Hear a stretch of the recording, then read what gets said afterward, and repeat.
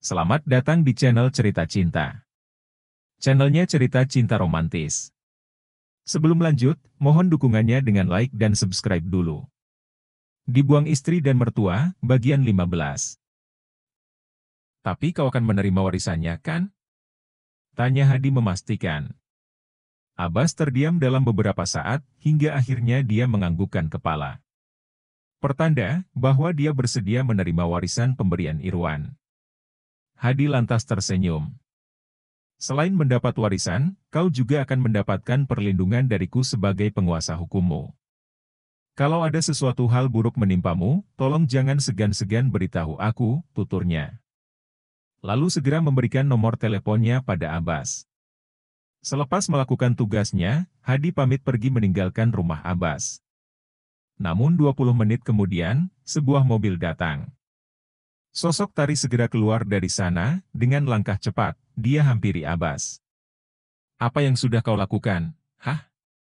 Kalau kau sangat membenciku, harusnya tidak perlu sampai begini dong. Timpal Tari.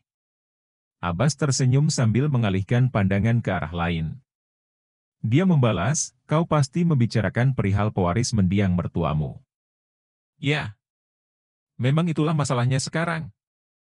Bagaimana bisa orang sepertimu mengenal Pak Irwan? Sahut Tari heran. Itu terjadi begitu saja, oke? Nampaknya, suamimu itu sudah membuat Pak Irwan sangat kecewa. Sampai-sampai, beliau rela memberikan harta warisannya pada orang sepertiku. Orang yang selalu kau anggap rendahan, bodoh, dan miskin. Abbas tak mau kalah, entah kenapa dia merasa senang melihat kekesalan Tari. Dirinya merasa, seolah memenangkan sesuatu dari perempuan tersebut. Lihatlah. Siapa yang sekarang dapat karmanya?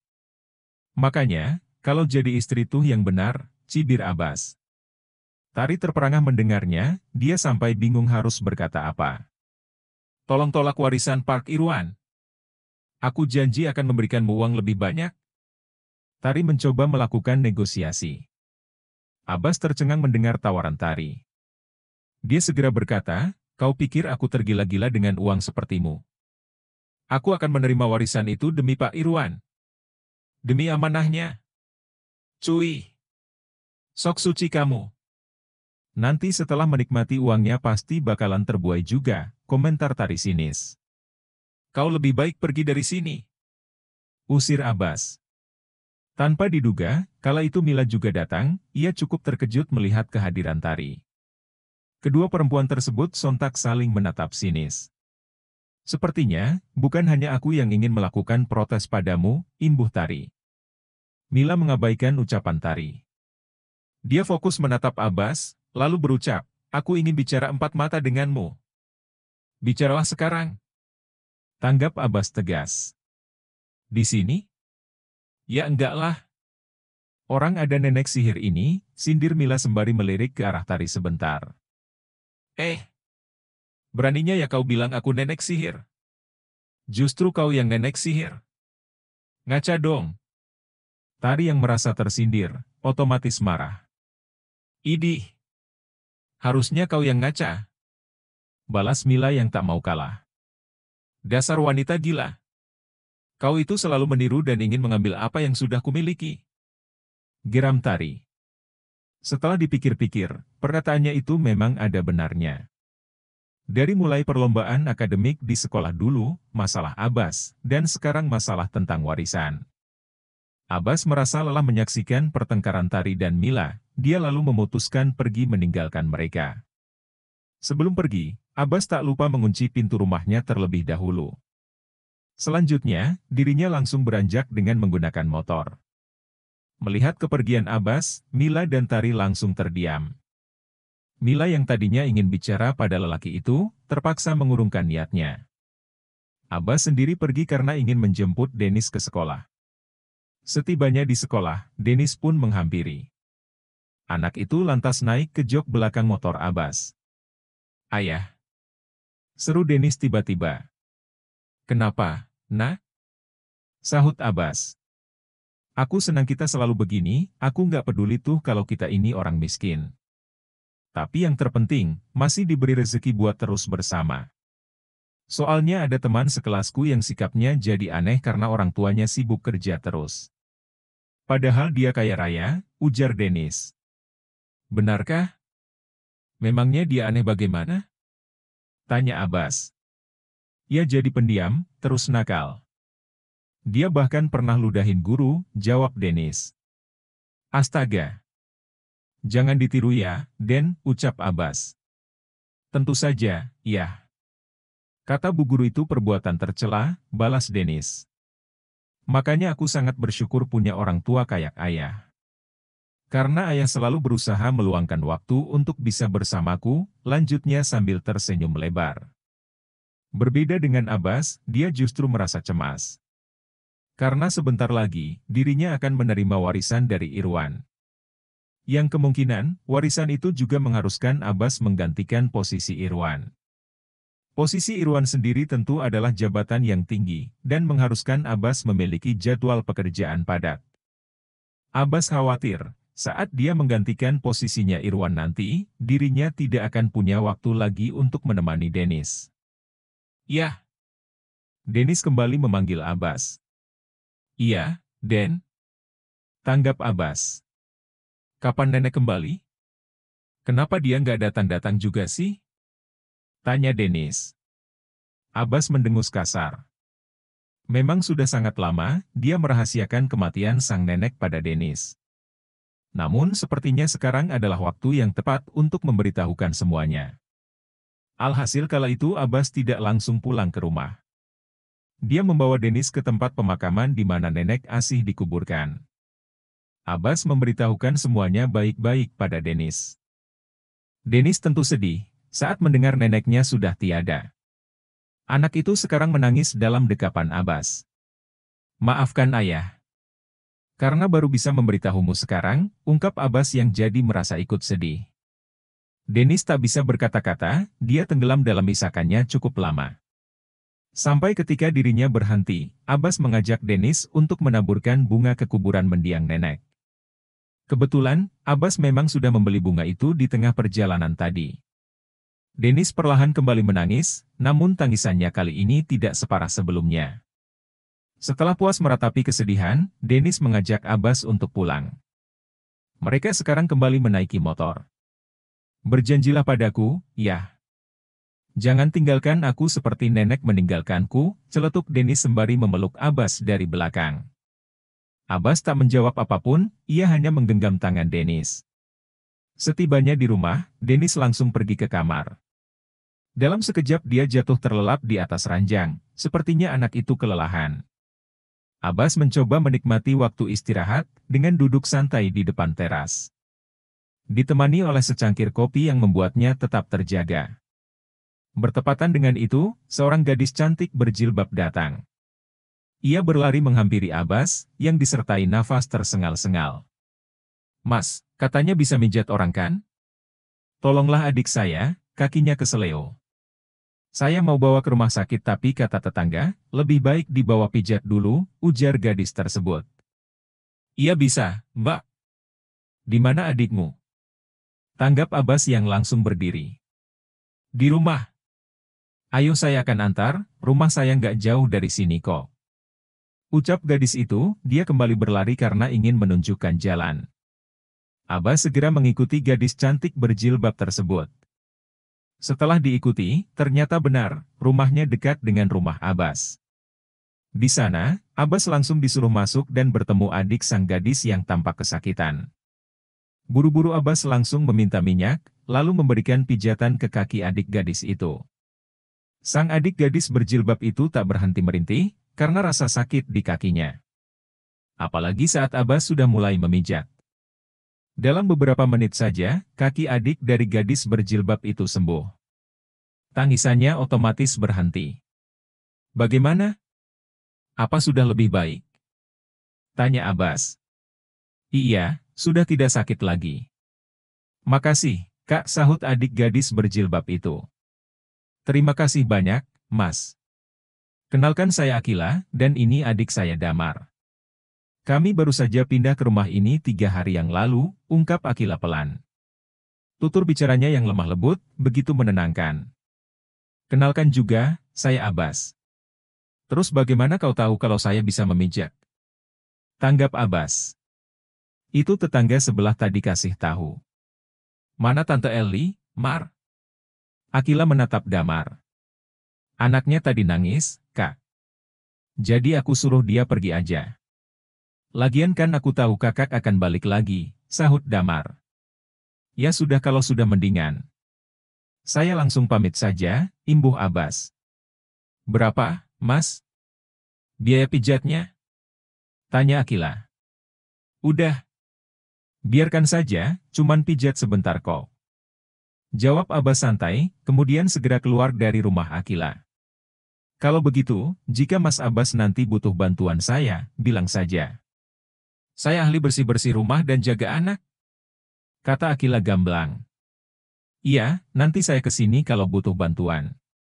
Abbas benar-benar pamit, ia kembali pulang ke rumah. Di sana, dirinya melihat sudah ada Mila menunggu. Berbeda dengan Tari yang terkesan marah, Mila terlihat menunjukkan raut wajah sedih. Kenapa kau ke sini lagi? Timpal Abbas. Bas, maafkan aku. Aku sadar, kalau kau lebih baik dibanding Dino. Mila tiba-tiba memeluk Abbas. Buru-buru Abbas mendorong Mila, hingga pelukan perempuan itu terlepas. Apa kau gila? Timpal Abbas. Kau benar. Aku sudah gila karena memilih meninggalkanmu, tanggap Mila. Jangan pernah berharap kita akan balikan. Itu nggak akan pernah terjadi. Sekarang kau lebih baik pergi dari sini. Usir Abbas sembari bergegas masuk ke rumah. Ia langsung mengunci pintu, agar Mila tak bisa masuk ke dalam rumah. Mila mendengus kasar. Meskipun begitu, dia tahu kalau ini akan terjadi. Mengingat, apa yang telah dirinya lakukan pada Abbas keterlaluan. Alhasil Mila memilih pergi, dia akan bicara pada Abbas lagi nanti. 3 hari berlalu, akhirnya Abbas merasa siap dengan warisan pemberian Irwan. Dia menghubungi Hadi dan mengatakan semuanya. Tanpa menunggu lama, Hadi datang ke rumah Abbas. Kala itu dia tak sendiri, ada seorang gadis cantik yang menemani. Namanya adalah Fiona, ia merupakan sekretaris kepercayaan Irwan di perusahaan. Aku akan menyebutkan beberapa properti yang sudah diwariskan. Ada 3 gedung apartemen, 70 gerai toko, 100 kos-kosan, 5 perusahaan, dan 45 rumah. Besok, kau sudah diharuskan datang ke perusahaan. Mbak Fiona akan membantumu mengelola semuanya, jelas Hadi panjang lebar. Abbas mengangangkan mulutnya. Dia tak menyangka, ternyata properti yang diwariskan padanya sebanyak itu. Bagaimana dengan keluarga Pak Irwan sendiri? Apa mereka juga dapat bagian? Tanya Abbas. Iya, hanya 30%, sahut Hadi. Abbas mengusap kasar wajahnya. Siapa atau tidak, dia harus menerima amanah Irwan. Tak peduli kalau itu semua terasa berat baginya. Setelah mengatakan semuanya, Hadi berpamitan untuk pergi. Dia akan menyerahkan semuanya pada Fiona, gadis itu akan menjelaskan semua hal yang berkaitan dengan pekerjaan Irwan. Senang berkenalan denganmu, Tuan Abbas, ucap Fiona. Jangan dipanggil Tuan segala, terlalu berlebihan. Lebih baik Mas saja, sahut Abbas. Fiona tersenyum tipis. Tapi mulai sekarang saya adalah bawahan Anda. Rasanya tidak sopan memanggil Anda begitu, tanggapnya. Ia menolak baik-baik saran Abbas. Terserah kau aja deh, Abbas memilih mengalah. Jadi, apa yang harus aku lakukan? Lanjutnya. Tuan Irwan sudah banyak memberitahu hal tentang Anda. Dia ingin Anda bekerja sambil terus belajar, saya janji akan menjadi pembimbing yang handal dan dapat dipercaya, kata Fiona. Pak Irwan sepertinya sangat tahu, kalau aku tidak begitu pintar, imbuh Abbas. Sebenarnya tanpa sepengetahuan Anda, Pak Irwan mencari tahu tentang identitas Anda. Dari mulai pendidikan sampai masalah pribadi. Pak Irwan juga tahu, kalau Anda sebenarnya adalah mantan dari menantunya Tari, ungkap Fiona. Abbas meringis sambil mengangguk. Sungguh, dia merasa seperti bicara pada sebuah robot. Aku tahu, beliau tidak akan menyerahkan warisannya begitu saja tanpa mengetahui asal-usulku, komentar Abbas. Anda benar. Tapi bagi Tuan Irwan, yang paling penting adalah sikap tanggung jawab Anda yang tinggi. Jadi Tuan Irwan tidak perlu berpikir dua kali untuk mewariskan asetnya pada Anda, balas Fiona. Saya menyarankan Anda untuk pindah ke tempat yang dekat dengan perusahaan. Di sana ada apartemen milik Anda, sambungnya. Mengenai tempat tinggal, aku akan memikirkannya nanti. Beritahu saja apa yang harus kita lakukan besok, ujar Abbas. Fiona lantas memberitahukan apa yang harus dilakukan Abbas nanti. Ia juga memberikan sebuah buku untuk Abbas pelajari. Sambil mendengus kasar, Abbas terima buku itu. Sekarang dia hanya perlu bersiap untuk hari esok, ada banyak kejutan yang menanti kehidupan barunya. Waktu menunjukkan jam 8:30 malam, Abbas baru saja selesai menidurkan Dennis. Abbas sendiri merasa tidak bisa tidur, karena akan ada hari besar untuknya besok. Alhasil, Abbas memilih nongkrong di teras, ditemani secangkir kopi dan udut. Sebuah mobil berhenti di halaman, Abbas melihat sosok Sinta keluar dari sana. Mata Abbas membulat sempurna, kenapa wanita itu datang lagi? Padahal dia sudah menegaskan, kalau dirinya sudah menutup jasa pijat pada wanita. Sinta, kenapa kau? Abbas bingung harus menyapa Sinta bagaimana. Apalagi, dengan segala hal yang sudah terjadi pada dirinya dan perempuan tersebut. Badanku sakit semua, Bas. Pegal banget. Aku kayaknya nggak sanggup deh kalau nggak dipijat sama kamu, ungkap Sinta. Tapi kau kan tahu sendiri, aku udah nggak pijat wanita lagi. Atau sebaiknya kau cari tukang pijat lain yang cocok denganmu. Maaf ya, tanggap Abbas. Aku mohon, Bas. Bisa kecualikan aku nggak? Aku capek cari tukang pijat lain, aku sudah kemana-mana. Tetap aja nggak nemu yang cocok sepertimu atau Nek Asih, kata Sinta. Coba sentuh badanku. Aku sampai demam loh karena kelelahan, lanjutnya sembari meraih tangan Abbas, lalu dia letakkan ke dahi. Benar saja, Abbas bisa merasakan panas di badan Sinta. Walau bukanlah panas yang tinggi, namun itu cukup mengkhawatirkan. Abbas terdiam sejenak sambil mematikan udutnya. Ya sudah deh. Tapi hanya pijat saja ya, ujar Abbas. Dia merasa tak tega melihat Sinta. Terlebih, wanita itu juga single parent sepertinya. Pasti dia bekerja keras sekali untuk menghidupi kebutuhan anaknya. Makasih banyak, Bas. Aku akan rahasiakan ini pada semua orang, dan membayarmu dengan harga tinggi. Ucap Sinta kegirangan. Abbas mengangguk, dan mempersilahkan Sinta masuk ke rumah. Sinta disuruh bersiap berganti pakaian seperti biasa. Sedangkan Abbas menyiapkan kasur di ruang tengah dan juga tak lupa membuat minyak. Setelah semuanya siap, lalu Abbas segera memberikan pijatan. Namun lagi-lagi Sinta tak bisa menahan diri, tubuhnya terus berjengit seperti sebelumnya. Ah! Sampai akhirnya Sinta tak bisa menahan desahannya. Ini yang membuat aku enggan kasih pijatan buat wanita. Abbas menghentikan pijatannya, karena dia tahu Sinta terpancing gairah. Bersambung.